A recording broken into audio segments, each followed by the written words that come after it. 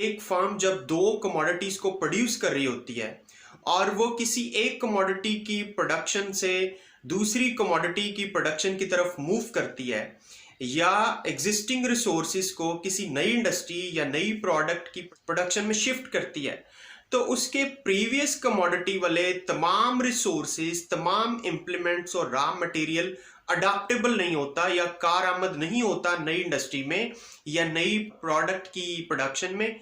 तो इसलिए एक नई चीज के एडिशनल यूनिट्स प्रोड्यूस करने के लिए एक फर्म को ज्यादा से ज्यादा प्रीवियस कमोडिटी को सेक्रीफाइस करना पड़ता है और जो अपॉर्चुनिटी कॉस्ट है किसी नई चीज को बनाने की वो बढ़ती जाती है।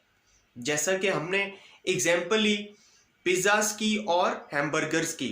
अगर मैकडोनल्ड पिज्जास की प्रोडक्शन को छोड़कर सेक्रीफाइस करके वो हैमबर्गर्स की प्रोडक्शन करती है, तो जो इंप्लीमेंट्स या रॉ मटेरियल या रिसोर्सेज पिज्जा की प्रोडक्शन पे लगते हैं वो सारे के सारे टोटली अडाप्टेबल नहीं होंगे in the production of hamburgers.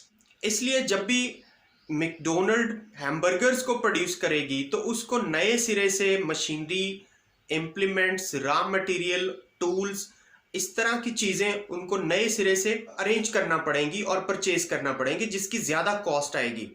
जबकि जो पिज्जाज हैं उसको ऑलरेडी चूंकि उसका प्लांट फिक्सचर और उसके इम्प्लीमेंट्स उसके पास अवेलेबल थे, उसकी पर यूनिट कॉस्ट कम आ रही थी, हैमबर्गर्स की ज्यादा आएगी। तो इसलिए उसको जब भी पिज्जाज को सेक्रीफाइस करना पड़ेगा वो हर एक एडिशनल यूनिट ऑफ हैमबर्गर के साथ पिज्जा के यूनिट्स को ज्यादा से ज्यादा सेक्रीफाइस करना पड़ेगा। दिस इज द रीजन कि मार्जिनल अपॉर्चुनिटी कॉस्ट हमेशा इंक्रीजिंग होती है।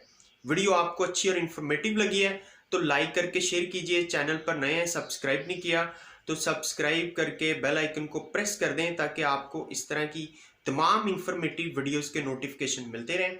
अगली वीडियो तक अपना ख्याल रखिएगा। अल्लाह हाफिज।